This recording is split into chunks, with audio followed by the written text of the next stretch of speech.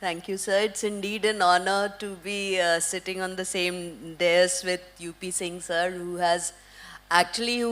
was my mentor in some sense, because when I was in Assam, he was the one who pushed us, of course, taking recourse to the NGT directions into cleaning our ponds and rivers, and his passion really is something to be seen, and it is great to see him carrying on with the passion about water even after his superannuation. So before I start with perhaps, as Sir said, it's very difficult in 7 minutes to talk about water. So I would like to begin with a story of my mother. She had come to Delhi, and at that time we had a water meter installed in our government houses. So she was very miffed that now you are paying for water also. Water has become a commodity which has to be paid. So she comes from Bihar, where we had these pumps and we used to, get water however much we wanted. So, water has been seen in the context of India and world over as a public good, something which should come free. So the economics of water still has not gone inside the psyche of public, and as Honorable Prime Minister has said that there are 5 things which are required if we are to, have a good water policy. First is political will. We have seen that water disputes can lead to, loss of lives also.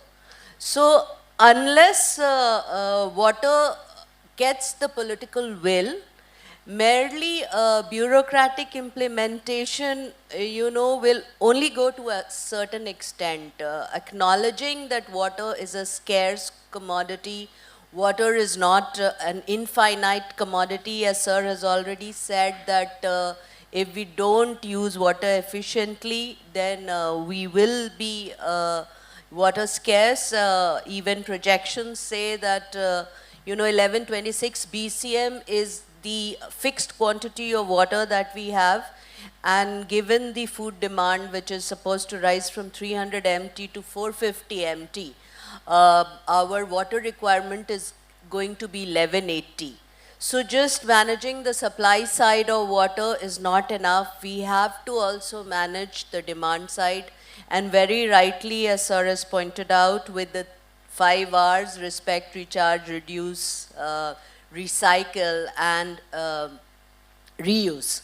So demand side is very important. At the same time, public participation is also one of the parameters which Honorable PM had flagged, that unless public thinks of water as a good, as an economic good of value for which payment has to be done, it is very difficult, and unless there's a whole of society, whole of government approach in water, only government implementation will only, lead to a limited success.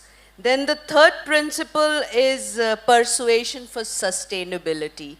Like one of the major things that we see, that whatever the projects be, water efficiency is not a very important component of all the projects that, that are delivered in the infrastructures. If water efficiency or water utilization becomes a mandatory component in the development projects, then I think a lot can be done in the infrastructure and a lot of water can be saved. And partnership, of course, sadly, except for, as Sarah said, in STPs, where there is some hybrid annuity model in the National Mission for Clean Ganga, not much partnership has happened with the private sector in water, and it's basically seen as the government's baby and the government's cross, which government has to provide for the citizens. So in this context, I would like to talk about harnessing the potential of the community in water conservation. And for that, I'm going to just talk about the Jal Shakti Abhiyan, which started due to various reasons. One was the Prime Minister's Man Ki Baat. He usually talks a lot about his thinkings in his Man Ki Baat, where he said that water should become a community action, and Jan Shakti is something which should lead to Jal Shakti.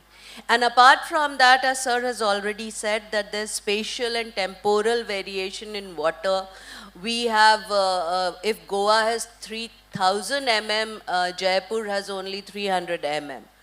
Then we also have a peculiar feature of our monsoon is that 50% of the rainfall happens within 15 days of 100 days of rainfall from June to September. So that's the peculiarity of our monsoon. And then we also have, we are the greatest extractors of groundwater. We extract more groundwater than China and US put together. And we have we have one of the lowest storage capacity. So our storage capacity is very less. So what happens is that even when the rainfall falls, as sir said, that our average rainfall is not bad, and there should be no reason why we are, inching towards being a water scarce nation. We are already a water stressed nation. Is because we are not able to harvest that rainfall in time, and we are not able to amplify our storage capacity. So it is in this context that the Jal Shakti Abhiyan was launched in 2019, and with the tagline, catch the rain where it falls, when it falls. It basically has 5 important objectives. The first is to create water resilient infrastructure and rain harvesting structures. As you all know, if you live in Delhi, if you have 100 square meter of floor area, you are supposed to have a rainwater harvesting structure in your house, but it is more in the breach that we follow. Then our second objective was geotagging, then building of Jal Shakti Kendra at the district headquarter level, which will be a place for training and capacity building of kisans, women and children, and also provide technical inputs, intensive afforestation and community participation.